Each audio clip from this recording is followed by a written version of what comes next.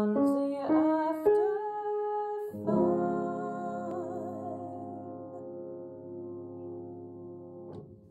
Welcome back to another episode of Fonzie After 5, my ode to late night 90s call-in radio with a holiday twist.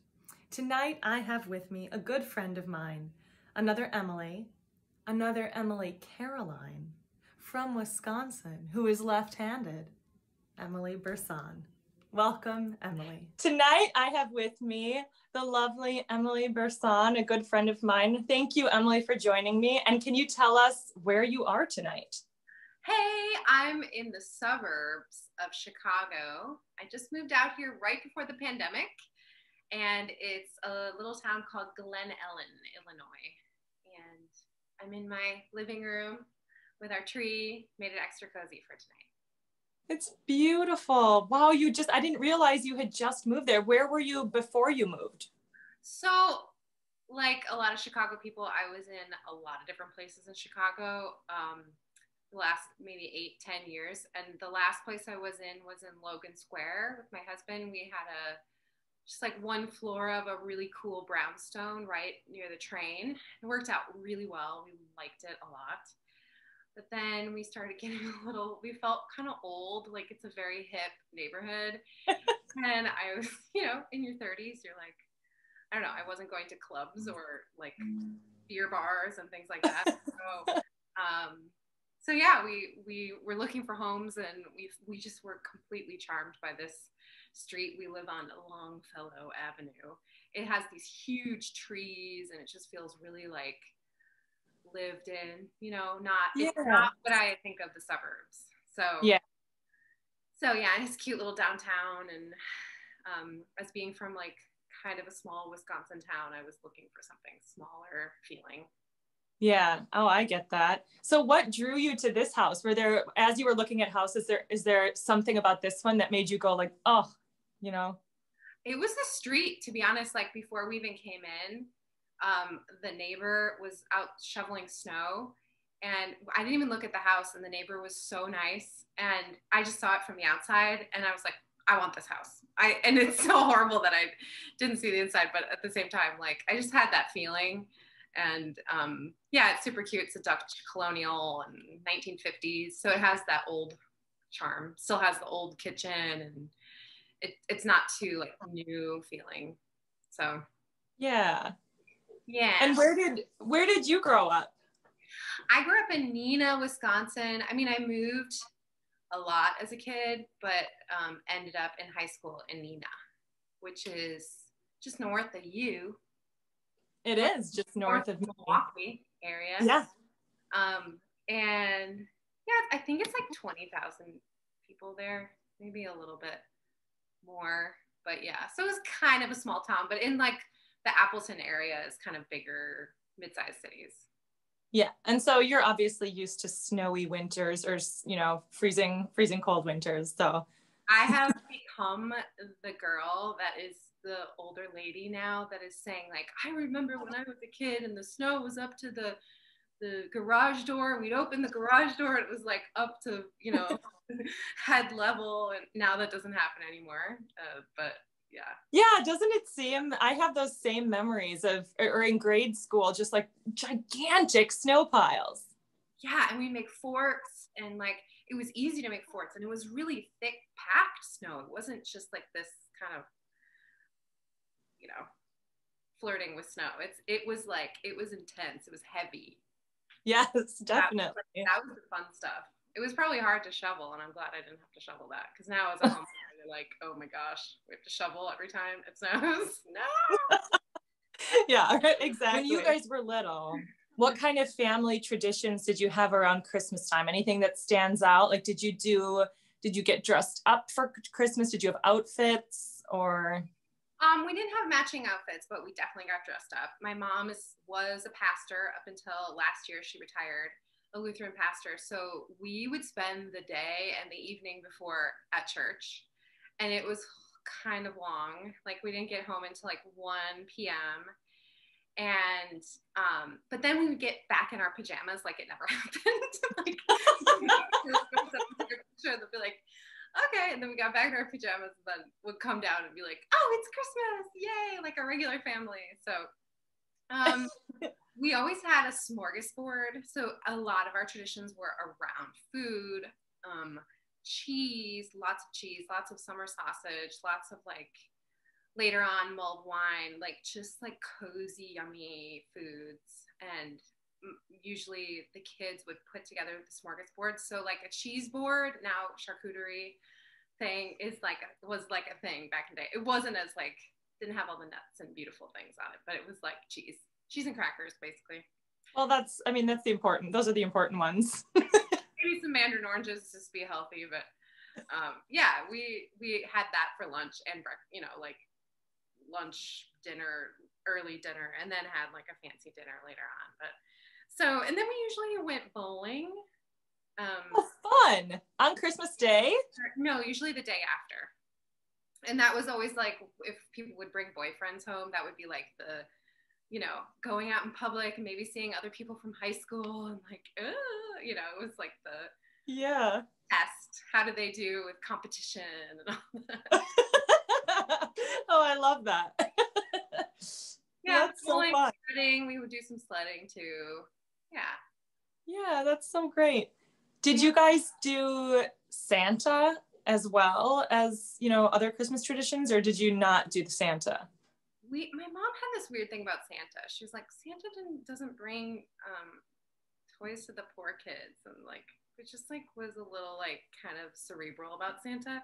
And so she didn't make a huge deal out of it. There were like stockings and that was from Santa, but we were more into St. Nick. So we would celebrate St. Nick's Day and get stuff on that day, as well as Santa Lucia Day. We would have one of us, usually my sister, who's the oldest, be Santa Lucia. Did you have that too? Because you're kind of Swedish, Norwegian descent. No, I mean, my mom's family's German. My dad's family's Polish. So we didn't do that, but I think it's such a beautiful, like, it's just beautiful.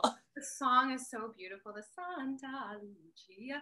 And like we had a fake crown with like electric, like light lamps. Oh, your parents didn't light your heads on fire? No. Because it's electric. They would like food. I think they would bring like the dessert for dinner or something. So yeah, it was never me. It was always my sister. But I was like, you're so cool. You get to be Santa Lucia. Your day is coming, I feel it. I have worn some crowns on stage. So that huge one from Boris that they had to cut because it was so tall. Yes. Yeah.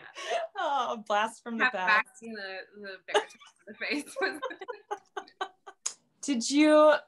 So when you when you were little and stuff, were your grandparents around at Christmas time? They were sometimes, yeah. Not my dad's side, but my mom's side. They lived in Chicago, so like we would either go down there on Christmas Day or they'd come up on Christmas Eve.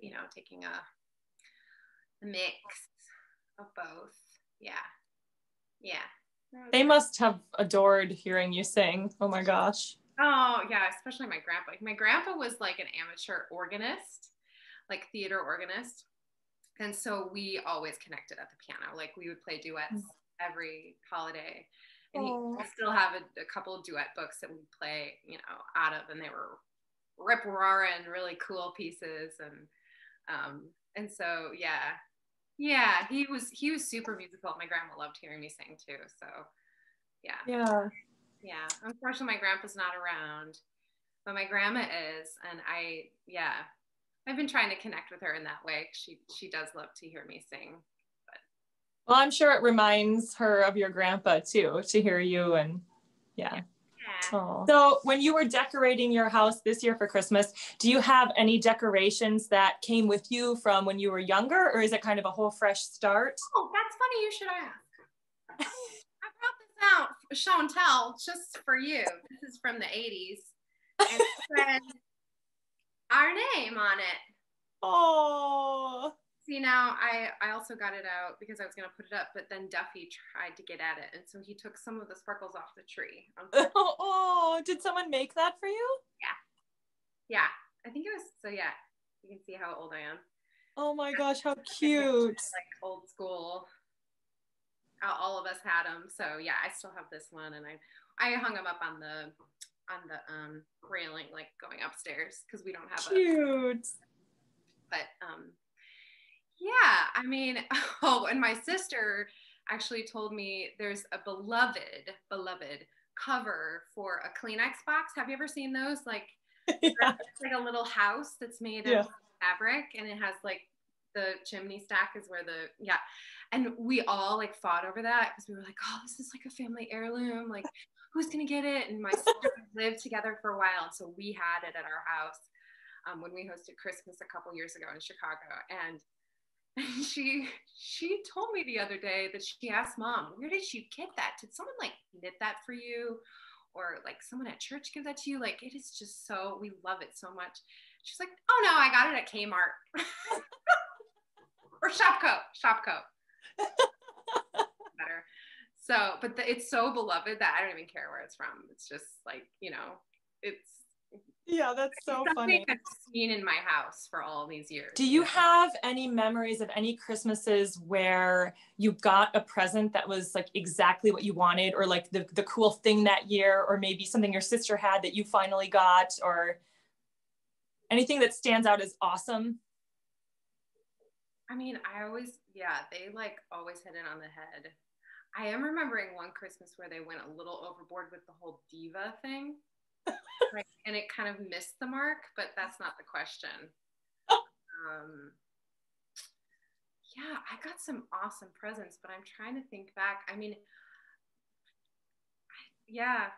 recently I got like this was maybe 10 years ago, but I still have it. It's like a hiking fleece that's what do you call that? It's just like a vest. And I was like, one of those like screaming, like I was so happy that they got it for me. They kind of like read my mind on that. It was like the brand that I liked. And yeah, but I wish I did you do Barbies or dolls or games or? Yeah, I mean, I love the pet shop. Did you have the pet shop? Oh yeah, Littlest Pet Shop. Yeah, I loved that. So I got, it was the bunny family, and I got all those families, and I just like absolutely love those. Cute.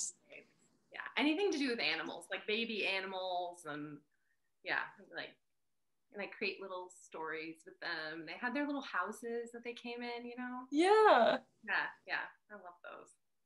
I like those too. Did you guys do Christmas cookies when you were little?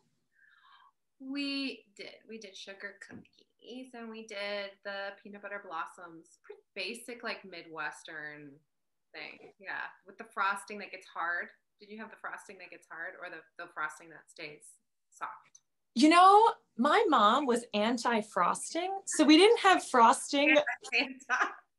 Yeah, well, my mom was the same way about Santa. Yeah, I have some recent, more like just different cookies, but we did Wyatt, my husband's family cookies the other day, and they're pretty good. They, like, when we go down to Texas, they are like a hot commodity. Like, everyone's trying to sneak a cookie, but she like rations them and like hides them in places, and like it like keeps track of how many people are eating, and like it's kind of like cookie race like all the time. Like, you're like, oh, I got another one.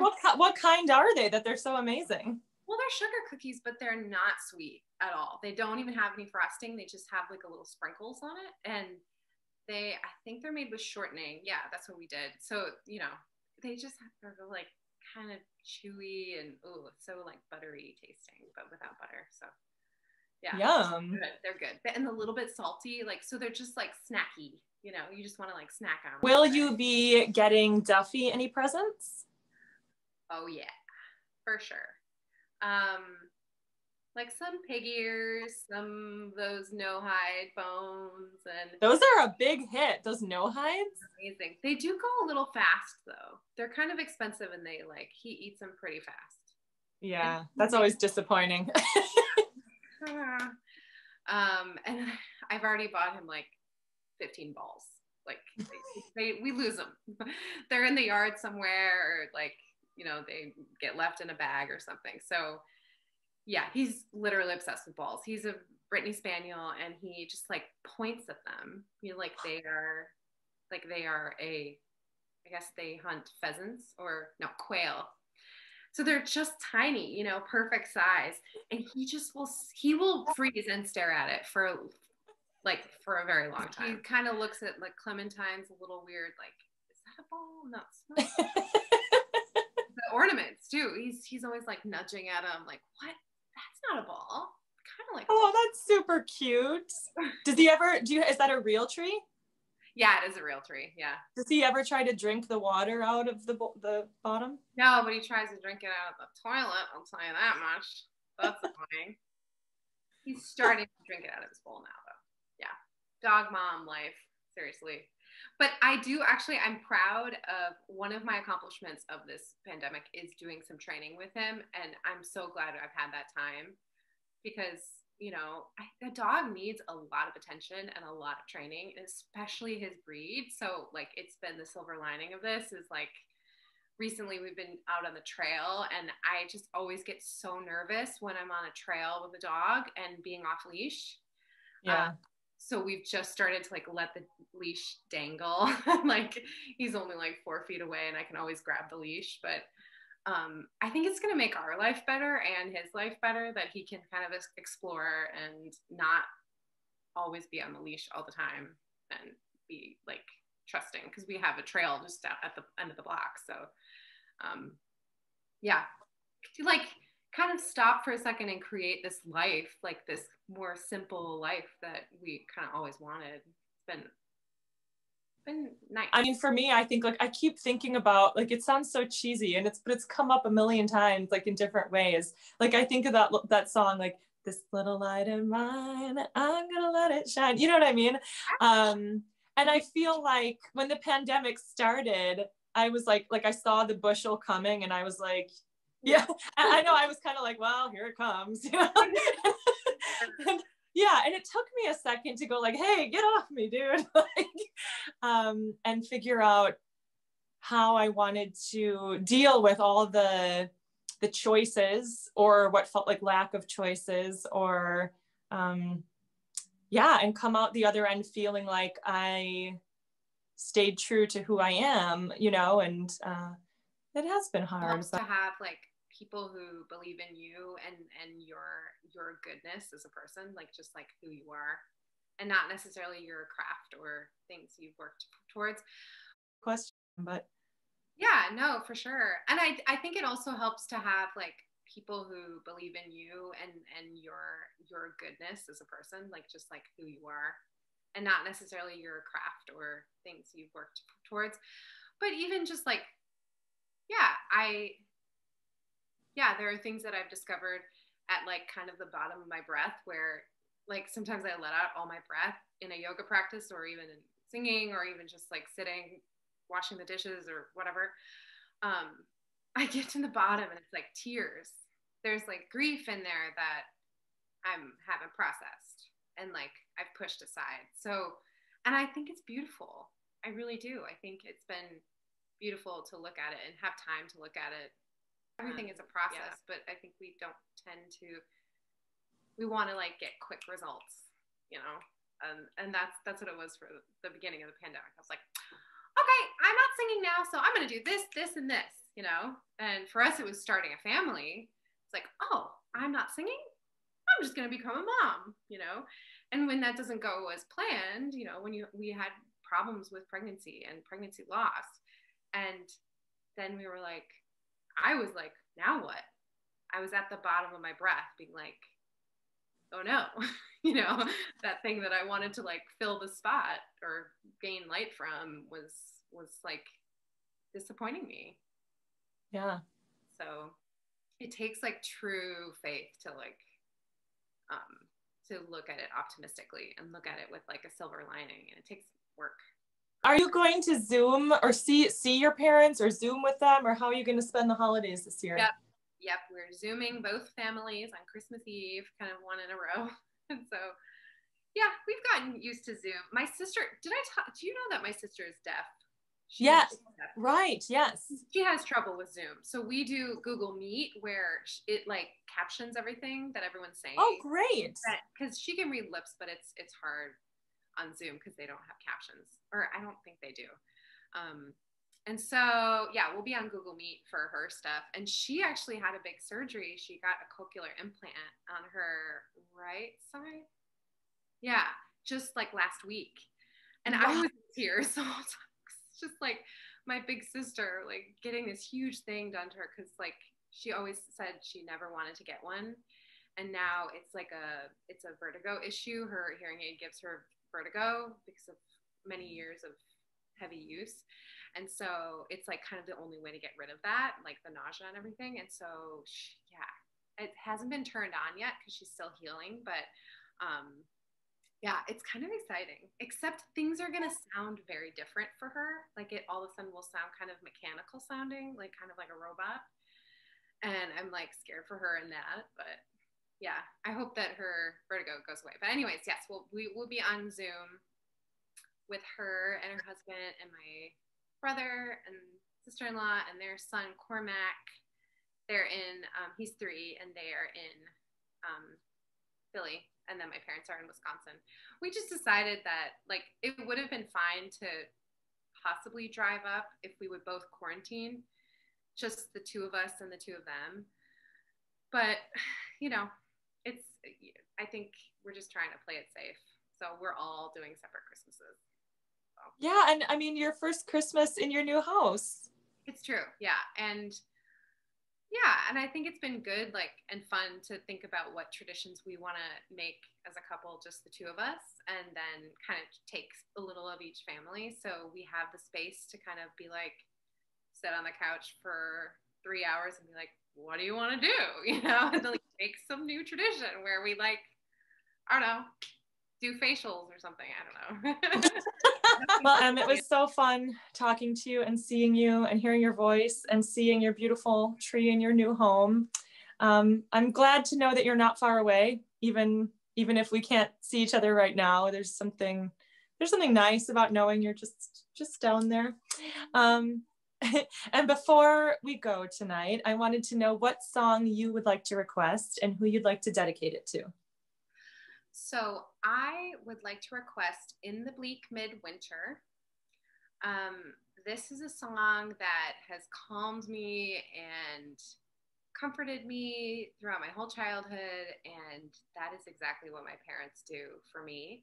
And so I'm dedicating it to my dad, who plays it on his guitar every year, and he's just, you know, they're both so supportive and have been so supportive of me and my journey during this pandemic. So I dedicate that to them and hope to give everyone a little bit of comfort and calm during this time. All right, that's beautiful. Thank you. Here is In the Bleak Midwinter. Hi Emily, I'm Soraya and I'm here in Manchester, England. Hi Emily, I'm Soraya. Hi Emily, I'm Soraya and I'm here in Manchester, England. It's a sunny day, which is really nice, and I've recorded this piece for you and for your lovely parents. Emily Fons told me your story and you've obviously been through so much, and she said that you wanted to dedicate this to your parents for all the love and support they've shown you. I hope you have a lovely Christmas. It's been a crazy year for everybody, and I hope this all brings you some comfort and some joy.